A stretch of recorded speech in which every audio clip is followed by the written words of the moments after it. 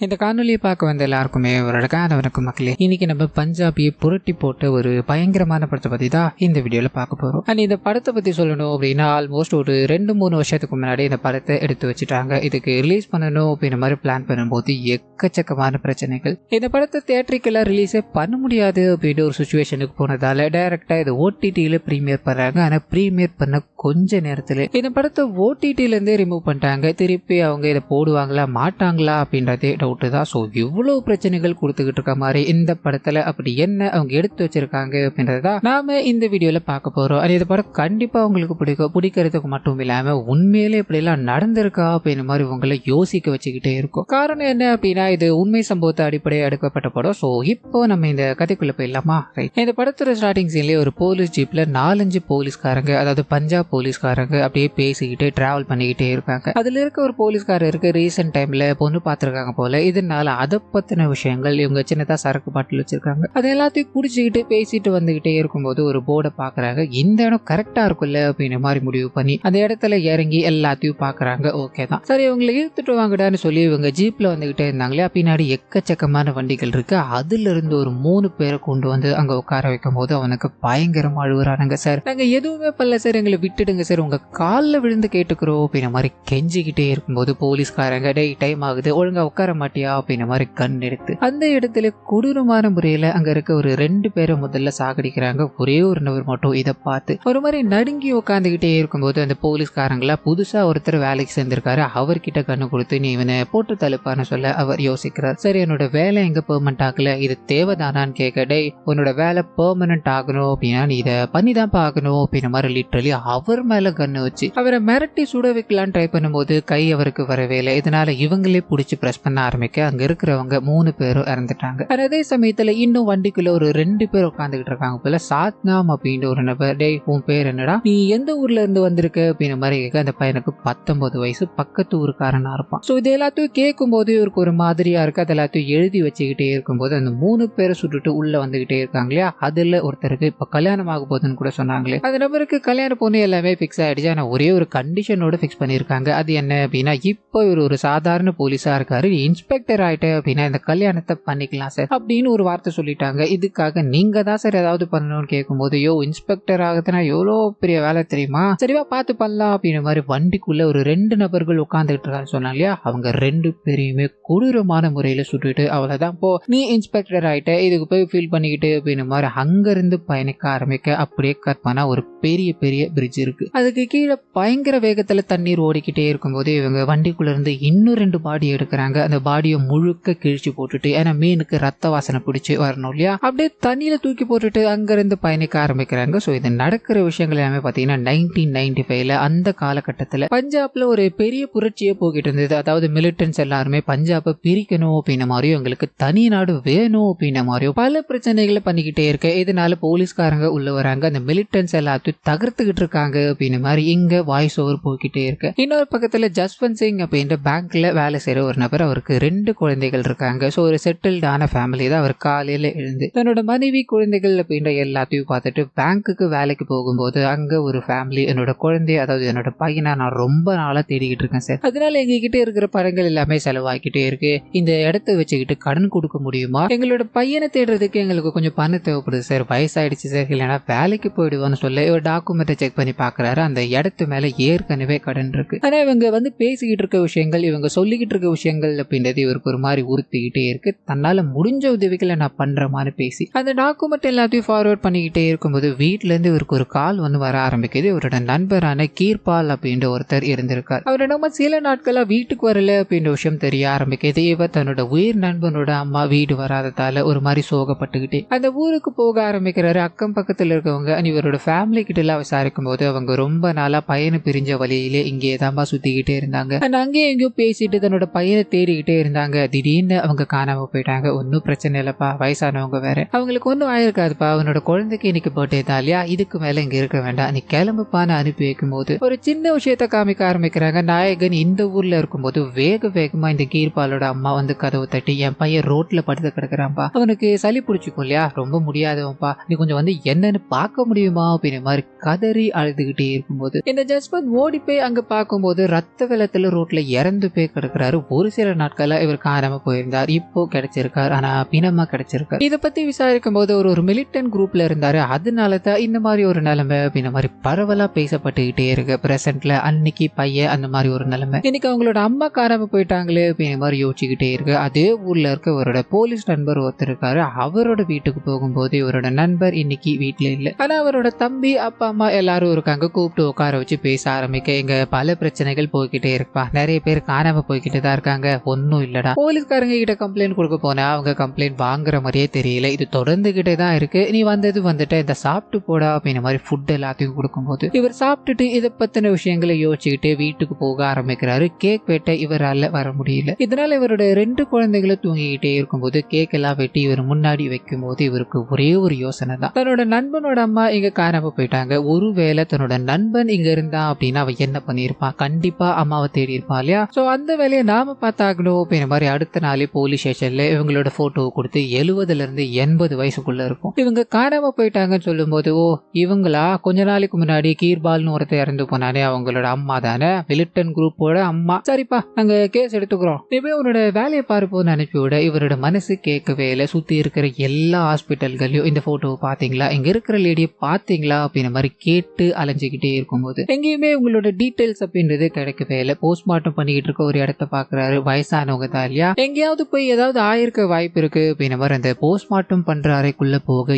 எக்கச்சக்கமான பிணங்கள், நிறைய ரத்த கரைகளோட அந்த பிணத்து மேல இருக்க பெட்ஷீட் இவரோட கண்களுக்கு தெரிய ஆரம்பிக்கிறது. ஒரு மாதிரி பதட்டமா உள்ள போய்கிட்டே இருக்கும்போது அங்க இருக்க டாக்டரும் இவ்வளவு பிணங்கள் இருக்கு அப்படின்ற மாதிரி பயப்படாதீங்க, இது யாருமே சொந்தம் கொண்டாட அதாவது இதை கிளைம் பண்ணிட்டு போகணும் அப்படின்ற மாதிரி வரவே கிடையாது. எத்தனை பிணங்கள் வந்தாலும் நாங்க இதை ஹேண்டில் பண்ணிதான் ஆகணும் அப்படின்ற மாதிரி இங்க நடந்துகிட்டு இருக்க விஷயங்கள ஒரு மாதிரி கஷ்டமா சொல்லிக்கிட்டே இருக்கும்போது இவர் அந்த போட்டோவை காமிக்கிறாரு. இந்த அம்மாவை நீங்க பாத்துருக்கீங்களான்னு கேட்கும்போது பட்டுன்னு இவங்களோட முகம் மாறுது. அந்த சமயம் பார்த்து பின்னாடி ஒரு போலீஸ்காரர் அம்மா இதெல்லாம் முடிஞ்சுதான்னு கேட்கும்போது இவங்க அப்படியே விட்டுட்டு இவங்களை நான் பார்த்ததுல இங்க இருந்து கிளம்புங்க அப்படின்ற மாதிரி அனுப்பி வைக்க அங்க வெளியே வந்த போலீஸ்காரன் ஒருத்தருக்கா இல்லையா, அவர் தான் நாயகன் தேடிட்டு போன அவரோட நண்பர். அதனால அவரை கூப்பிட்டு பேச ஆரம்பிக்கிறாரு. போட்டோ எல்லாம் காமிக்கும் போது இவரோட முகமும் மாற ஆரம்பிக்குது. நீங்க தப்பான இடத்துல தேடிக்கிட்டு இருக்க நினைக்கிறேன், நீ இத்தோட நிப்பாட்டுடா. போலீஸ்காரங்க இதை கவனிச்சுப்பாங்க. இங்க இருந்து போடான்னு சொல்லும் போது இவர் போக மறுக்கிறாரு. அவங்களுக்கு என்னாச்சு அப்படின்றத நான் கண்டுபிடிக்கணும்டா. என்னோட நண்பனோட அம்மாவை என்னால விட்டுட்டு போக முடியாதுடான்னு சொல்லும் போது நீ தப்பான இடத்துல தேடிக்கிட்டு இருக்கடா. இங்க முழுக்க சாம்பல் மட்டும்தான் இருக்கு. இந்த சாம்பலுக்குள்ள நீ நிறைய விஷயங்களை தேடணும் அப்படின்ற மாதிரி முயற்சி பண்ணிக்கிட்டே இருக்கலாம். ஆனா உன்னோட கையில அழுக்கு மட்டும் ஆகுமே தவிர உண்மைகள் நடக்கிற விஷயங்கள் எதுவுமே உன்னால கண்டுபிடிக்க முடியாது. இது உனக்கு புரிஞ்சிருக்கும்னு நினைக்கிறேன். அங்க இருந்து போக ஆரம்பிக்க இவர் நம்பிக்கையை கைவிடுற மாதிரி தெரியல. நிறைய பிணங்களை எரிக்கிற இந்த சுடுகாடு பகுதி இருக்கு இல்லையா, அங்க போகும்போது ஒரு நாளைக்கு கிட்டத்தட்ட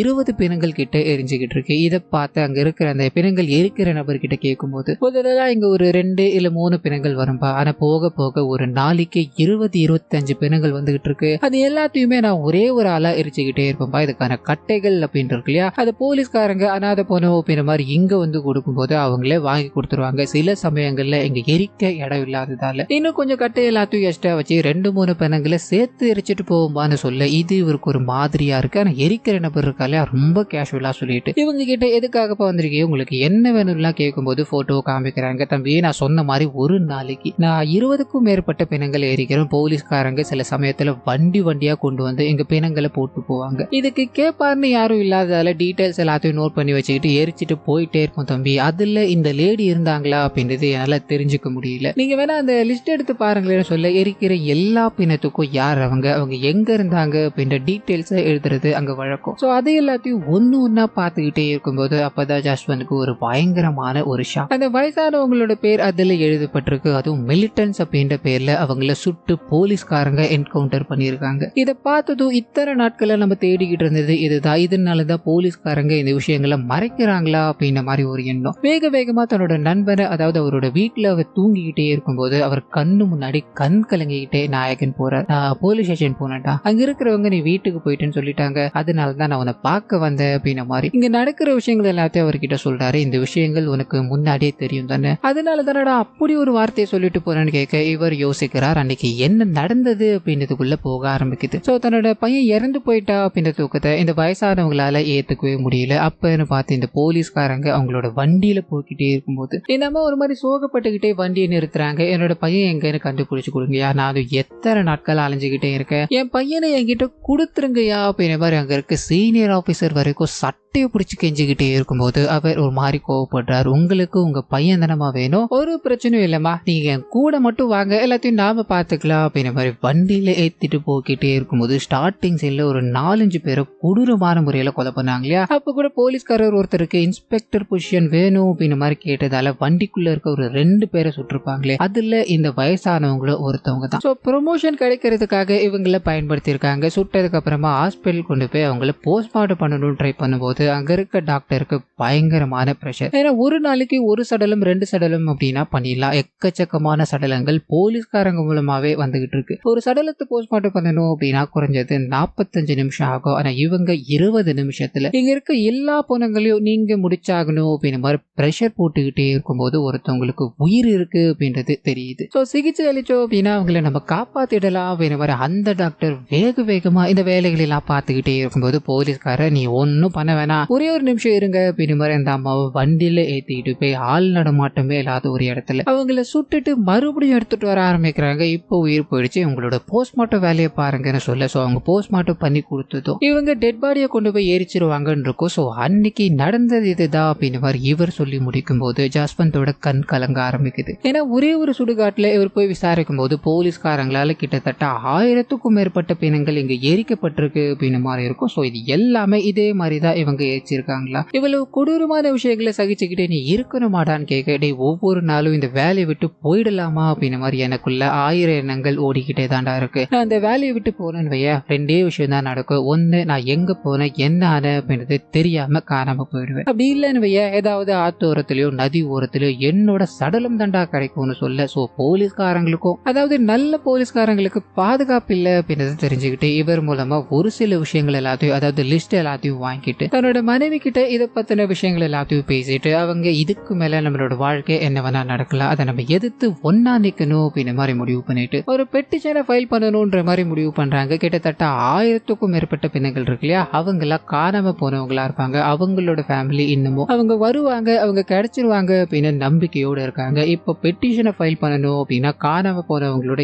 எல்லாரோட ஃபேமிலியும் இந்த பெட்டிஷன்ல இன்வால்வ் ஆயிருக்கணும். இதனால சுத்தி இருக்கிற எல்லா இடங்கள்லயும் போய் ரிசர்ச் பண்ண ஆரம்பிக்க 3 சுடுகாட்டை தான் இவர் கவர் பண்றாரு. கிட்டத்தட்ட 6000க்கும் மேற்பட்ட பிணங்கள் இங்க எரிக்கப்பட்டிருக்கு, 6000க்கும் மேற்பட்ட நபர்கள் இங்க காணாம போயிருக்காங்க அப்படின்றது இவருக்கு பயங்கர ஷாக்கு கொடுக்க ஆரம்பிக்குது. ஒவ்வொரு வீட்லயும் போய் விசாரிக்கும் போது ஒவ்வொருத்தரும் அவங்களோட அப்பா அம்மா இல்ல தம்பி அண்ணன் அப்படின்ற யாரையாவது ஒருத்தரை தொலைச்சிட்டு அந்த குடும்பம் காத்துக்கிட்டு இருக்கு. அதாவது அவங்க திரும்பி வரமாட்டாங்களா அப்படின்னு மாதிரி காத்துக்கிட்டு இருக்கு. இன்னும் சில கேசஸ்ல போலீஸ்காரங்க வேலையை விட்டு நின்று ஒரு சில நாட்கள்ல மர்மமான முறையில காணாம போயிட்டு இருப்பாங்க, இன்ன வரைக்கும் கிடைச்சிருக்க மாட்டாங்க. இப்படி எக்கச்சக்கமான டேட்டாவை பார்க்கும்போது இங்க என்ன நடந்துகிட்டு இருக்கு அப்படின்ற விஷயங்கள் இவருக்கு புரிய ஆரம்பிக்குது. போலீஸ்காரங்க இத்தனை பேரை கொடூரமான முறையில கொலை பண்ணியிருக்காங்க, இதை நம்ம தட்டி கேட்டாகணும் அப்படின்ற மாதிரி ஜஸ்வந்த் ஒரு சமூக ஆர்வலரா மாற ஆரம்பிக்கிறாரு. ஒவ்வொரு ஃபேமிலியும் திரட்டி பெட்டிஷனை ஃபைல் பண்ணும்போது அந்த பெட்டிஷனுக்கு நீதிபதி மூலமா ஆதரவு கிடைக்க ஆரம்பிக்குது. இதை பத்தின நியூஸ் எல்லாமே செய்தியில வர ஆரம்பிக்க எங்கதான் ஜஸ்வந்த் ஒருத்தர் இருக்கார், அதாவது சமூக ஆர்வலர் ஒருத்தர் இருக்கார். இந்த விஷயங்கள் எல்லாத்தையும் மக்களுக்கு கொண்டு போய்கிட்டு இருக்காரு அப்படின்ற விஷயம் போலீஸ்காரங்களை திரும்பி பார்க்க வைக்குது. குறிப்பா டிஜிபி அப்படின்ற ஒருத்தர் இருக்கார், அவர் இந்த விஷயங்கள் எல்லாத்தையும் பார்க்க ஆரம்பிக்கிறாரு.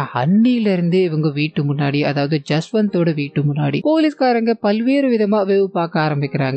இதை எல்லாத்தையுமே ஜஸ்வந்த் பார்த்துக்கிட்டே இருக்கு. இன்னொரு பக்கத்துல ஒரு மீட்டிங் மாதிரி இருக்கு, அங்க டிஜிபி இதை பத்தின விஷயங்களை பேச ஆரம்பிக்கிறாரு. நாங்க நாட்டு மக்களுக்கு நல்லது பண்ணணும், டெரரிசம் இங்க இருக்கவே கூடாது அப்படின்றதுக்காக நிறைய மிலிட்டன்ஸை எதிர்த்துக்கிட்டே இருக்கும். எங்களால பல பேர் காப்பாற்றப்பட்டிருக்காங்க, மக்களுக்கு ஒரு அமைதியை நாங்க கொடுக்கணும் அப்படின்ற மாதிரி ட்ரை பண்ணிக்கிட்டே தான் இருக்கோம். அது என்னைக்குமே நிக்க போறது கிடையாது. இதுக்கு நடுவுல சமூக ஆர்வலர்கள் அப்படின்னு ஏதாவது ஒண்ணு சொல்லிக்கிட்டே இருப்பாங்க. அது எல்லாத்தையும் மக்கள் விழிப்புணர்வோட எதிர்க்க வேண்டும் அப்படின்ற மாதிரி இவர் அங்க இருக்க எல்லார்கிட்டயும் பேசிக்கிட்டே இருக்கும்போது இந்த பக்கம் ஜஸ்வந்த் கிட்ட போக ஆரம்பிக்குது. காணாம போனவங்க எல்லாரோட ஃபேமிலியும் இவருக்கு துணையா நிக்கிறாங்க. கிட்டத்தட்ட 25,000 பேருக்கு மேல எங்க காணாம போயிருக்காங்க. எல்லாரோட ஃபேமிலியும் இங்க இருக்கு. அவங்களுக்குன்னு அப்பா அம்மா குழந்தைகள் அந்த அண்ணன் தம்பி அப்படின்ற மாதிரி எல்லாருமே இருக்காங்க. ஆனா அனாதை போனோம் அப்படின்ற மாதிரி போலீஸ்காரங்க அவங்கள எதுக்காக எரிக்கணும், நான் ஓப்பனாவே சேலஞ்ச் பண்றேன், இந்த ஆதாரங்களை எதிர்த்து இதுல சம்பந்தப்பட்டவங்க யாராவது வாயை திறக்க முடியுமாறு சொல்ல அப்படியே கட் பண்ண அந்த டிஜிபி கிட்ட போக ஆரம்பிக்குது. அவர் ஒரு அரசியல் தலைவரோட உட்காந்து எங்க போலீஸ்காரங்க மிலிட்டன்ஸுக்கு எதிராக என்ன பண்ண போறோம், என்ன பண்ணிக்கிட்டு இருக்காங்க அப்படின்றது எல்லாத்தையும் பிரீஃபா சொல்லிக்கிட்டே இருக்கும்போது இவருக்கு இன்னும் ஒரு கொஞ்சம் மாசத்துல ரிட்டையர்மெண்ட் இருக்கும். அதை இந்த பஞ்சாப் கவர்மெண்டே பாத்தீங்கன்னா ரிவ்யூ பண்ணி கொஞ்சம் எக்ஸ்டெண்ட் பண்ணலாமா அப்படின்ற மாதிரி பேசிட்டு இருக்காங்க. இதை பத்தின கேள்விகள் அங்க மீடியாக்காரங்க முன்வைக்கும் போது இது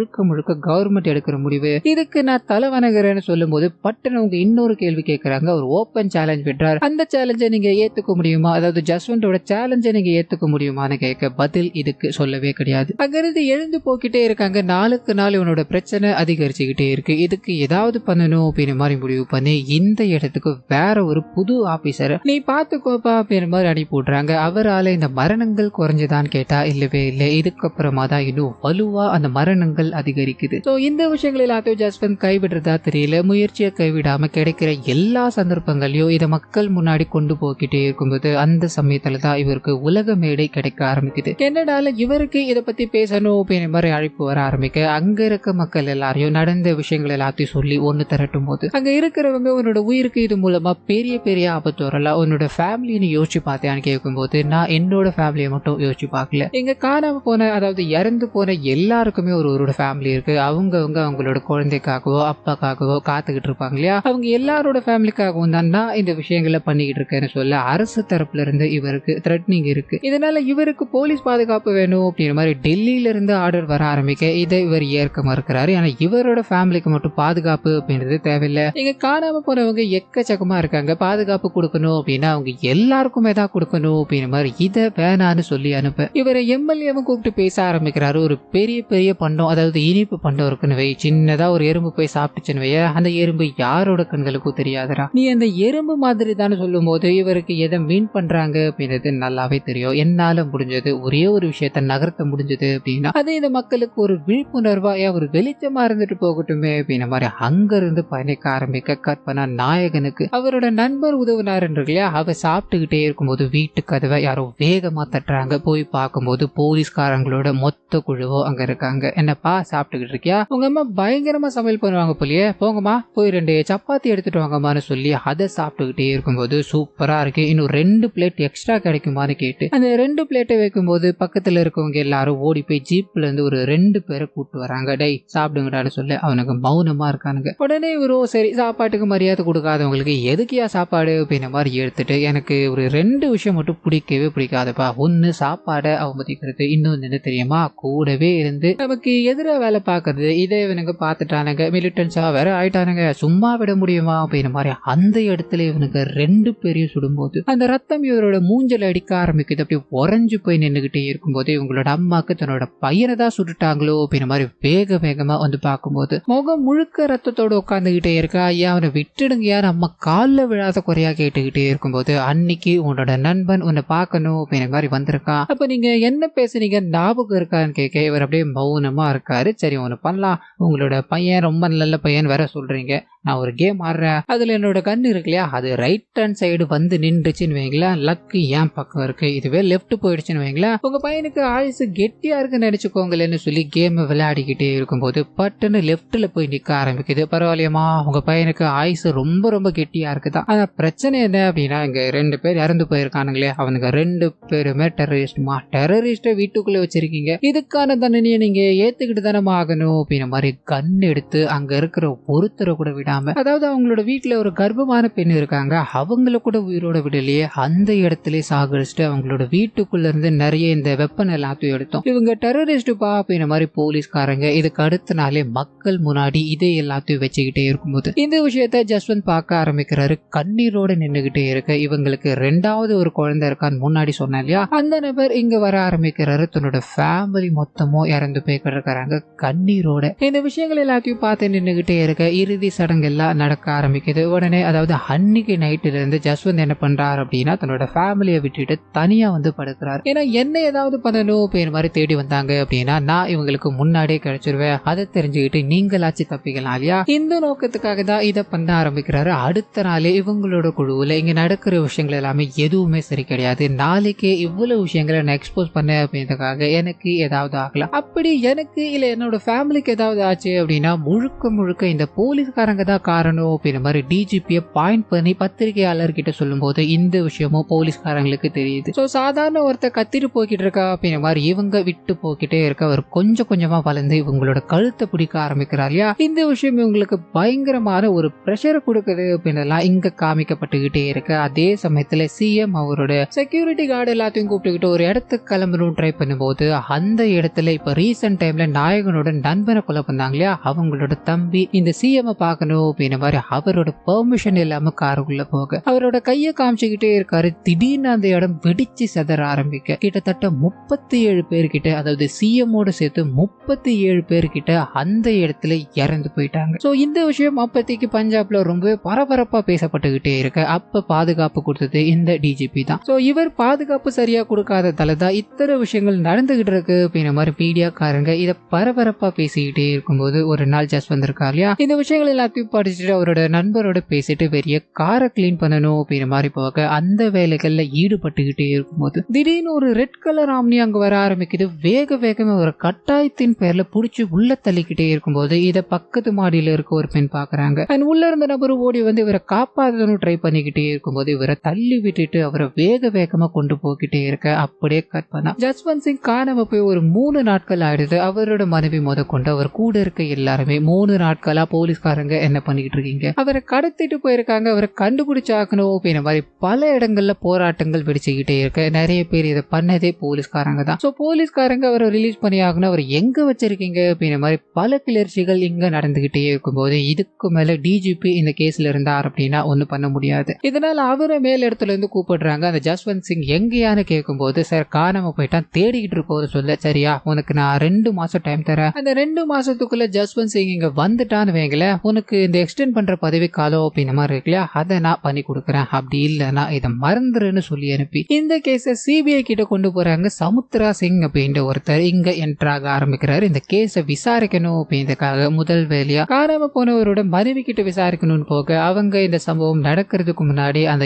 ஏரியால ஒரு போலீஸ் வண்டி சுத்திக்கிட்டே இருந்தது. அங்க இருக்கிற ஆளுங்களை வச்சு, அதாவது அவங்க எல்லாருமே மப்டியில இருந்த மாதிரி இருந்தது. ஆனா அந்த ஆளுங்க போலீஸ்காரங்க தான் அப்படின்றது எனக்கு நல்லாவே தெரியும்னு சொல்ல அங்க கற்பனா இவங்க வேலையை பார்த்துக்கிட்டே இருக்கும்போது போன் கால் வர ஆரம்பிக்குது. வீட்டுல இருந்து இவங்களோட கணவரை கடத்திட்டாங்க அப்படின்ற மாதிரி தெரியுது. சோ என்னோட கணவரை போலீஸ்காரங்க தான் ஏதோ ஒண்ணு பண்ணிருக்கணும், அதனால நிச்சயமா சொல்ல முடியும்னு சொல்ல இங்க இருந்து கிளம்பி இன்னும் 2 பேர்கிட்ட விசாரிக்கிறாங்க. ஒன்னு அன்னைக்கு கடத்திட்டு போகும்போது ஒருத்தர் தடுக்கணும்னு போனா இல்லையா அவர் தான். அவர்கிட்ட கேட்கும்போது அன்னைக்கு வந்தவங்க போலீஸ்காரங்க தான் அப்படின்றது எனக்கு கட்டாயமா தெரியும், அந்த ஒரு வண்டியில வந்தாங்க இல்லையா அந்த வண்டி நம்பர் கூட எனக்கு தெரியும் அப்படின்ற மாதிரி அவருக்கு தெரிஞ்ச விஷயங்களை பகிர்ந்துக்கும் போது இன்னொரு பக்கத்துல அந்த ஒரு லேடி ஒண்ணு பார்த்தாங்கன்னு இருக்கு. அந்த லேடி கிட்ட போக ஆரம்பிக்க சார் இங்க இருந்து பார்க்கும்போது அவங்க போலீஸ்காரங்களா அப்படின்றதுலாம் எனக்கு தெரியல, முகம் அவ்வளவா தெரியல சார், ஆனா அவங்க ஒரு மாதிரி துன்புறுத்தி தான் அவரை கூட்டு போகிட்டு இருந்தாங்க, இதை தான் நான் பார்த்தேன்னு சொல்லும் போது சுத்தி இருக்கிறவங்க எல்லாருமே இதுல இன்வால்வ் ஆனது ஒரு சில போலீஸ்காரங்க தான் அப்படின்ற மாதிரி பாயிண்ட் அவுட் பண்ணி சொல்லிட்டாங்க. அவங்கள பிடிக்கணும்னு போக ஆரம்பிக்க அவங்க கண்டிப்பா ஏதோ ஒண்ணு பண்ணிருக்காங்க அப்படின்றது தெரியுது. ஆனா இவங்க எல்லாருமே சொல்லி வச்ச மாதிரி நாங்க அன்னைக்கு இந்த ஊர்லயே கிடையாது சார், கல்யாண வேலையா அதுக்கு போயிட்டோம் அப்படின்ற மாதிரி ஒரே விதமா தான் பேசிக்கிட்டே இருக்காங்க. நீங்க வேணா பக்கத்துல இருக்கவங்களை விசாரிங்க, போலீஸ் ஸ்டேஷன்ல விசாரிங்க, நாங்க அங்க கிடையவே கிடையாது அப்படின்ற மாதிரி சொல்ல அப்பதான் இந்த ஆம்னி வேன் ஒண்ணு இருக்கு இல்லையா அதோட நம்பர் பிளேட்டை கண்டுபிடிச்சு அது யாருடையது அப்படின்ற மாதிரி கேட்டு போய் நிற்கும் போது அன்னைக்கு போலீஸ்காரங்க தான், அதாவது ரீசெண்ட் டைம்ல ஒருத்தர் இன்ஸ்பெக்டர் ஆனார் இல்லையா அவர் தான் கொண்டு போயிருக்காருன்றக்கோ அவருக்கு இப்ப கல்யாண வேலைகள்லாம் போய்கிட்டே இருக்கும்போது இவங்க உள்ள போறாங்க. சிபிஐ அப்படின்ற மாதிரி அவரை கூப்பிட்டு உட்கார வச்சு சப் இன்ஸ்பெக்டர்ல இருந்து இன்ஸ்பெக்டர் ஆகணும் அப்படின்னா எல்லாருக்கும் பல வருஷங்கள் ஓடி போகுது, கரியரே ஓடி போயிடுது. ஆனா நீ 10 மாசத்துக்குள்ள இப்படி ஆயிருக்கு அப்படின்னா நிச்சயமா நீ பயங்கரமான ஆளாதான் இருக்கணும்னு சொல்லிட்டு ஜஸ்வந்த் சிங் நீங்க என்னப்பா பண்ணீங்கன்னு கேட்கும்போது சார் நாங்க எதுக்காக அவனை ஏதாவது பண்ணணும், அவன் காணாம போயிட்டான், எல்லா இடத்துலயும் தேடி பார்த்தோம், இன்னமும் தேடிக்கிட்டு தான் இருக்கும், இதுக்கு மேலேயும் தேடுவோம் அப்படின்ற மாதிரி உள்ளுக்குள்ள ஏதோ ஒண்ணு ஒளிச்சு வச்சுக்கிட்டு வெளியில இந்த மாதிரி பேசி சிரிச்சுக்கிட்டே இருக்கு. இவருக்கு என்ன பண்ணுதுன்னு புரியல, ஆதாரங்கள் ஸ்ட்ராங்கா இருந்தா மட்டும்தான் ஏதாவது பண்ண முடியும்னு யோசிச்சுக்கிட்டே இருக்கு. அந்த சமயத்துலதான் இவருக்கு ஜெயில இருந்து ஒரு நபர், அதாவது பர்டிகுலர் டைம்ல ஜெயிலுக்குள்ள இருந்த ஒரு நபரோட கான்டாக்ட் கிடைக்க ஆரம்பிக்குதா. அவர்கிட்ட போய் விசாரிக்கும் போது சார் என்னோட பக்கத்து செல்லுல அன்னைக்கு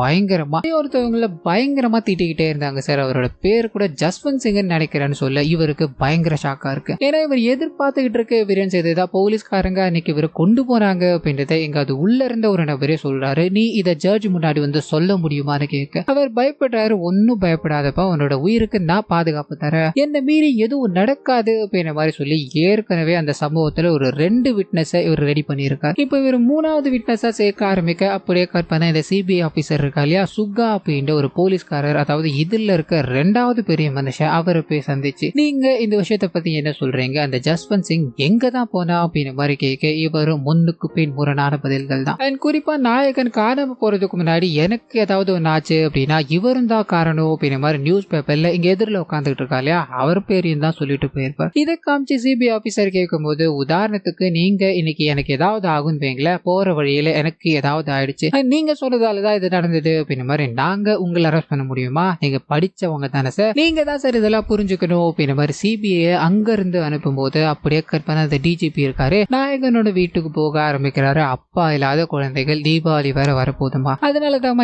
என்னால முடிஞ்ச உதவிகள் அப்படின்ற மாதிரி கொஞ்சம் பட்டாசு கொடுத்துட்டு நீங்க இந்த கேஸ் எல்லாத்தையும் ஹேண்டில் பண்ணிட்டு இருக்கீங்க இல்லையா, இது எல்லாத்தையும் விட்டுட்டீங்க அப்படின்னா உங்களோட கணவர் உங்களுக்கு கிடைக்க வாய்ப்பு இருக்குமா, அது மட்டும் இல்லாம நீங்க எங்கேயாவது போய் சந்தோஷமா ஒரு வாழ்க்கையை வாழ்ந்துக்கங்களேன்னு சொல்ல இவங்க யோசிக்கிறாங்க. என்னோட கணவர் அவருக்காக இந்த போராட்டம் தொடங்கவே கிடையாது, 25,000க்கும் மேற்பட்ட மக்களோட குடும்பங்களுக்காக இதை பண்ணிட்டு இருக்காரு. என்னோட இடத்துல என்னோட கணவர் இருந்திருந்தார் அப்படின்னா கண்டிப்பா அவர் இதை ஏத்திருக்க மாட்டார் அப்படின்ற மாதிரி சொல்லிட்டு காணாம போயிட்டாங்க அப்படின்ற மாதிரி நிறைய போஸ்டர்லாம் அடிச்சிருப்பாங்க இல்லையா, அந்த நோட்டீஸை டிஜிபி கிட்டே கொடுத்துட்டு உங்களோட போலீஸ் ஸ்டேஷன்ல கொடுங்க, மேபி அவங்களுக்கு இவரை பத்தி தெரிஞ்சிருந்தா தெரிஞ்சிருக்கலாம் அப்படின்ற மாதிரி அனுப்பி வைக்கும் போது இவருக்கு பயங்கரமான கோபம். அப்படியே அங்க இருந்து போக ஆரம்பிக்க இவருக்கு கொடுத்த 2 மாசம் முடிஞ்சு போயிடுது. இதனால எக்ஸ்டெண்ட் பண்ண முடியல, இவரை ரிட்டையர் பண்ணிடுறாங்க. ஆனா இன்னமும் ஜஸ்வந்த் சிங் காணாம போய் தான் இருக்காரு அப்படின்ற மாதிரி நியூஸ் பேப்பர்ல எழுதப்பட்டுக்கிட்டே இருக்க இந்த இடத்துக்கு வர்மா அப்படின்ற ஒரு டிஜிபி இந்த இடத்துக்கு வர ஆரம்பிக்கிறாரு. சக்கா இருக்கா இல்லையா, அவரை கூப்பிட்டு ஜஸ்வந்த் சிங் எங்கேயான்னு கேட்க, சார் காணாம போயிட்டாரு, தேடிட்டு இருக்காங்கன்னு சொல்ல, யோ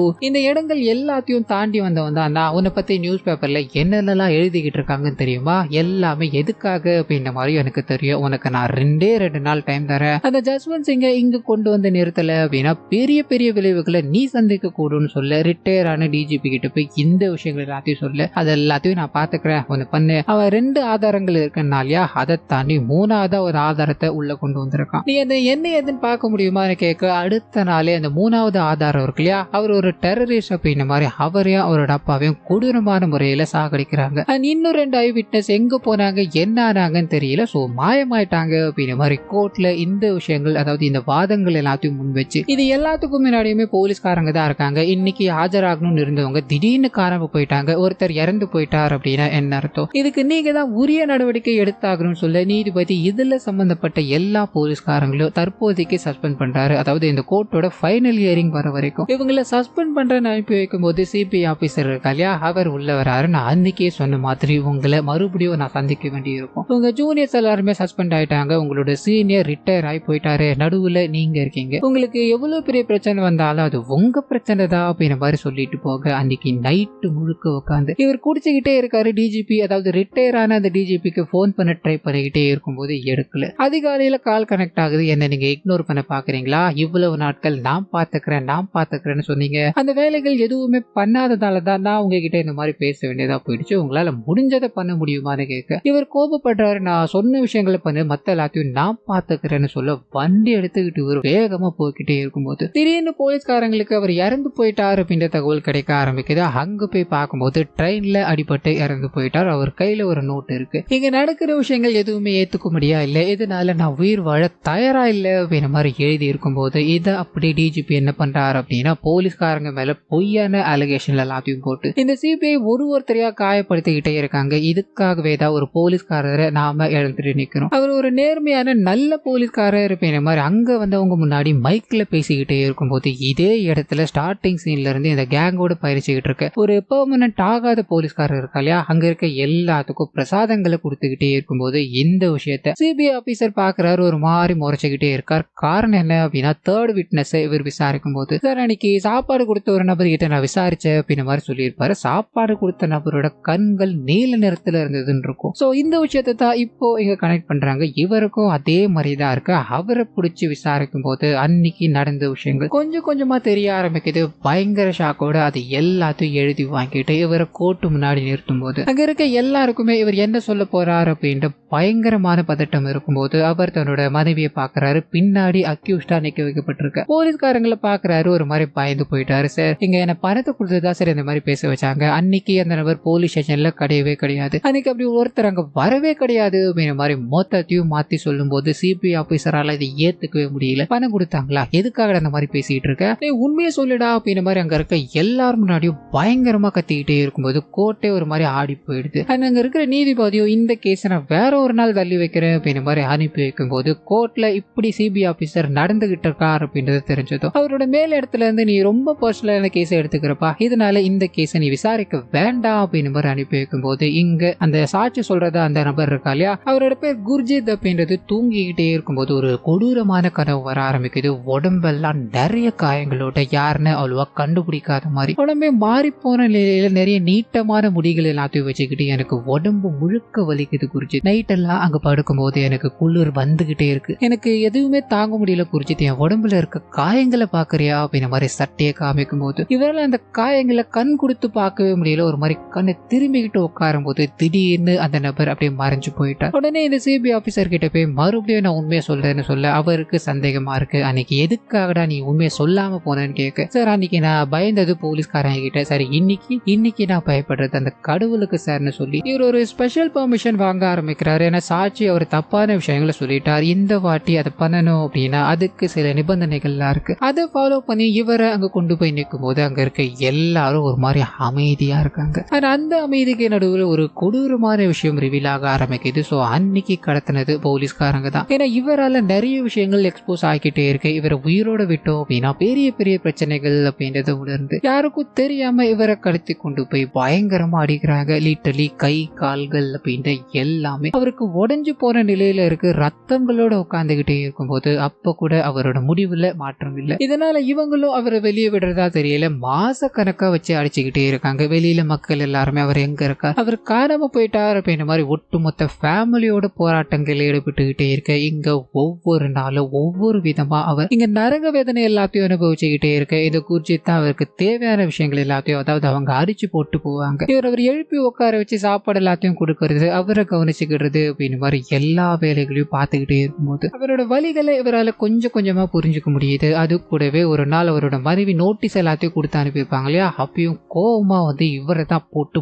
பயங்கரமா தாக்கிட்டு அங்க இருந்து போக ஆரம்பிக்க இவருக்கு அதாவது குர்ஜித்துக்கு என்ன பண்றதுன்னு தெரியல. இவ்வளவு அடிகளை தாங்கி நீங்க இருக்கணுமா, அவங்க சொல்றதான் கேட்கலாம்ல சார், நீங்க இது எல்லாத்தையும் தாங்கிக்கிட்டு இங்க இருந்து என்ன சார் பண்ண போறீங்க, வெளியில போனீங்க அப்படின்னா ஏதாவது மாறிடுமான்னு கேட்கும் போது குர்ஜித் நான் உங்ககிட்ட ஒரே ஒரு விஷயத்த சொல்லவா, ஒரு பெரிய இருள் சூழ்ந்த ஒரு இடம் இருக்கணுவே, அங்க ஒரு குடிசையில சின்னதா ஒரு விளக்கு எரியுது, அந்த விளக்கு அணைக்கணும் அப்படின்ற மாதிரி நிறைய இருள் கிட்ட நெருங்கிக்கிட்டே இருந்தாலும் சின்னதா ஒரு தீப்பொறி போதோ அந்த விளக்க ரொம்ப பிரகாசமா எரிய வைக்க, அது போலதான் குர்ஜித் நான் எங்க கண்டிப்பா மக்கள் எல்லாரும் இதுக்கு போராடுவாங்க, இன்னொருத்தர் இதுக்கு மேல இங்க இறக்க மாட்டாரு அப்படின்ற மாதிரி பேசிக்கிட்டே இருக்கும்போது அந்த டிஜிபி இருக்கா இல்லையா பயங்கர கோபமா இறந்து போன 25,000 பேர்ல நீ 25,001 இருக்க போற அப்படின்ற மாதிரி குர்ஜித்தை நீ போய் வண்டியில போய் தண்ணி எடுத்துருவா போ அப்படின்ற மாதிரி அனுப்பி வச்சுட்டு அந்த இடத்துல இவரை துரிதுரிக்க சாகடிக்க ஆரம்பிக்கிறாங்க. வேகமா குர்ஜித் பார்க்கும்போது இறந்து போன நிலையில அங்க ஜஸ்வந்த் இருக்கார். பேச வார்த்தைகள் எல்லாம் நின்றுகிட்டே இருக்கும்போது இவனை தூக்கிட்டு போய் அந்த கால்வாயில போட்டு வாங்கன்னு சொல்ல இவர் வண்டி ஓட்டிக்கிட்டு போக இவர் கூட இருக்க ஒரு 2 பேர் அவரோட டெட் பாடி எடுக்கிறாங்க. பயங்கரமா அவரோட உடம்புக்குள்ள கீழ்கள் எல்லாத்தையும் போட்டுட்டு தண்ணிக்குள்ள தூக்கி அடிக்கும் போது எந்த கால்வாயில எக்கச்சக்கமான பிணங்கள் மிதந்துகிட்டு இருந்தது. அந்த பிணங்களுக்கு ஒரு அடையாளம் தெரியணும், இது எல்லாமே தப்பு அப்படின்ற மாதிரி போராடிட்டு இருந்த மனுஷன் அதே கால்வாயில பிணமா மிதந்துகிட்டு இருந்தார் அப்படின்றத அங்க சொல்லி முடிக்கும் போது எல்லாருமே கண் கலங்க ஆரம்பிக்கிறாங்க. அவர் உயிரோடு இருப்பார் அப்படின்ற மாதிரி ஒரு சின்ன நம்பிக்கையில இருந்த எல்லாருக்கும் இது ஒரு இடியா இறங்க ஆரம்பிக்குது. குறிப்பா அவரோட மனைவி இருக்காங்க இல்லையா கண்ணீர் மல்க இந்த விஷயங்கள் எல்லாத்தையும் நினைச்சு உட்கார்ந்துகிட்டே இருக்கும்போது அப்படியே கற்பனா உண்மையா நடந்த விஷயங்களை சொல்ல ஆரம்பிக்கிறாங்க. குர்ஜித் கடைசியா சாட்சி சொன்னாருன்னு இருக்கு இல்லையா, அது இவங்களா எழுதப்பட்ட ஆக்சுவலா அவருக்கு சாட்சி சொல்லணும் அப்படின்ற மாதிரி எல்லாத்தையும் ஃபைனல் பண்ணி அவருக்கு ஹை லெவல்ல செக்யூரிட்டி கொடுத்து தங்க வைக்கும் போது அவர் மர்மமான முறையில இறந்து போயிட்டார். சோ சாட்சி சொல்ல அவர் போகவே கிடையாது. இருந்தாலும் அவரை விசாரிக்கும் போது நிறைய உண்மைகளை சொல்லியிருப்பார் இல்லையா, அது எல்லாத்தையும் கோர்ட்ல ப்ரொடியூஸ் பண்ணிதான் இந்த போலீஸ்காரங்களுக்கு தண்டனை வாங்கி கொடுத்தாங்கன்ற இருக்கும். ஸோ ரியல் லைஃப்ல இதுதான் நடந்திருக்கு. அண்ட் மூணாவதான விஷயம் என்ன அப்படின்னா, அந்த டிஜிபி இருக்கா இல்லையா, அவர் தான் இது எல்லாத்துக்கும் மூல காரணமா இருந்திருப்பாரு. ஆனா அவரை இந்த கேஸ்ல எங்கேயுமே மென்ஷனே பண்ண கிடையாது. அண்ட் தன்னோட கணவர் இறந்து போனதுக்கு இன்னும் வரைக்கும் அந்த அம்மா இருக்காங்களே, அவரோட மனைவி போராடிக்கிட்டு தான் இருக்காங்க. அண்ட் எங்கேயுமே அவரோட பிணம் அப்படின்றது இன்ன வரைக்கும் கிடைக்கப்படல. சோ இன்ன வரைக்கும் மிஸ்டியா இருக்க ஒரு கேஸ் தான் இது. அவர் இறந்து போயிட்டார் அப்படின்ற மாதிரி சாட்சி சொன்னாங்க இல்லையா, அதை வச்சு மட்டுமே தான் இந்த போலீஸ்காரங்களுக்கு தண்டனை வாங்கி கொடுக்க முடிஞ்சது. அதை தாண்டி இந்த இறந்து போன இந்த ஜஸ்வந்த் சிங் இருக்காரு, அவருக்கு நிறைய இடங்கள்ல மெமோரியல் இருக்கு. பஞ்சாப்ல ஒரு போராளியா இருக்காரு அப்படின்ற மாதிரியோ இன்ன வரைக்கும் இருக்கிறார், என்னைக்கும் இருக்கதான் போறார். ஐ சேலஞ்ச் தி டார்க்னஸ் அப்படின்ற அவர் சொன்ன அந்த விஷயம் பஞ்சாப்ல இருக்க ஒருத்தரோட மனசுலயோ இன்ன வரைக்கும் பதிஞ்சுக்கிட்டு தான் இருக்கு அப்படின்ற மாதிரி சொல்லி இந்த படத்தை இத்தோட முடிக்கிறாங்க. இந்த படத்துல இன்னொரு முக்கியமான எனக்கு பிடிச்ச விஷயம் என்ன அப்படின்னா, இந்த படத்தோட நாயகன் இருக்கா இல்லையா, அவர் இந்த படத்துக்காக ஒரே ஒரு பைசா கூட வாங்கல. என்னோட போராளிக்கு நான் இதை பண்ணி தரேன் அப்படின்ற மாதிரி தான் இந்த படத்தை பண்ணி இந்த படத்தை ரிலீஸ் பண்ணணும் அப்படின்ற மாதிரி பல கனவுகளோட இருந்தார். ஆனா இந்த படத்தை ரிலீஸ் பண்ணவே முடியல. காரணம் என்ன அப்படின்னா, இதோட கிளைமேக்ஸ் உங்களுக்கு புரிஞ்சிருக்கும். பெரிய பெரிய தலைகள்லாம் இன்வால்வ் ஆயிருக்காங்க. அதையும் தாண்டி ஓடிடி ரிலீஸ் பண்ண அவங்க அதை அப்படியே தூக்கிட்டாங்க. இதனால மனசுடைஞ்சு போன இவரும் நிறைய அன்கட் வெர்ஷன் நிறைய பேர் கண்டிப்பா வச்சிருப்பீங்க இல்லையா, அது கூட இருக்கவங்களுக்கு பகிருங்க. ஏன்னா இந்த வரலாறு எல்லாருக்கிட்டையும் போய் அடைஞ்சு ஆகணும் அப்படின்ற மாதிரி சொல்லியிருப்பார். அண்ட் படத்தை ரிலீஸ் பண்ணாம இருந்தாங்க இல்லையா, அப்போ 127 கட்டுக்கிட்ட இந்த படத்துக்கு கொடுக்கணும்னு முடிவு பண்ணியிருக்காங்க. அண்ட் படத்துக்கு சர்டிபிகேட் கொடுக்கணும் அப்படின்னா நீங்க படத்தோட பேரை கூட மாத்தணும் அப்படின்ற மாதிரிலாம் டிமாண்ட் பண்ணியிருக்காங்க. எல்லாம் மாத்தினாலும் ரிலீஸ் பண்ண விடல, ஏன் ஓடிடில கூட ரிலீஸ் பண்ண விடல. ஸோ இங்க கருத்து சுதந்திரமும் வரலாற்று நிகழ்வும் நமக்கு காமிக்கணும்னு நினைச்சாங்கன்னா எவ்வளவு பிரச்சனைகள் வரும் அப்படின்றத இந்த படம் ஸ்டார்ட் பண்ணதுல இருந்து இப்போ ஓடிடி ரிலீஸ் வரைக்கும் உங்களுக்கு புரிஞ்சிருக்கும்னு நினைக்கிறேன். எது எப்படியோ இந்த படத்தை பார்த்த உடனே எனக்கு பிடிச்சி போயிடுச்சு. வியூஸ் வருதோ இல்லையோ இந்த விஷயங்களை கொண்டு போகணும் அப்படின்ற மாதிரி முடிவு பண்ணிட்டேன். அதனால இந்த வீடியோவும் ரெடி பண்ணியாச்சு. அண்ட் உங்களுக்கு இந்த வீடியோ பிடிச்சிருந்தது அப்படின்னா உங்களோட ஃபேமிலி ஃப்ரெண்ட்ஸுக்கு ஷேர் பண்ணிட்டு மறக்காம அந்த சப்ஸ்கிரைப் பட்டனை கிளிக் பண்ணி வச்சுக்கோங்க.